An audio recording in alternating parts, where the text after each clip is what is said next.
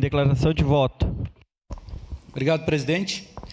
Quero dizer que com certeza voto sim e mais uma vez parabenizar o secretário aí, porque a gente vê...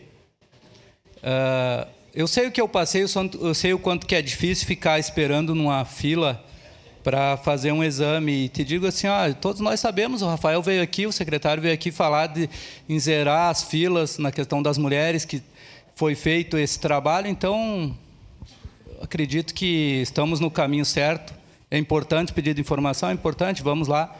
Não tem problema nenhum de o secretário vir aqui dar a informação e dizer para os companheiros aí que estão muito raivosos hoje. A política não se faz com raiva, até porque os companheiros aí da direita, se colocar a mão na consciência um pouquinho aí, vão ver que por que o governo Bolsonaro não investiu mais na saúde nesse país? Por quê?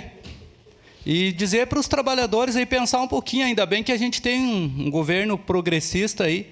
Eu acordo todos os dias feliz de saber isso, que a gente tem um governo progressista que vai investe, que se preocupa com a saúde, que se preocupa com as pessoas.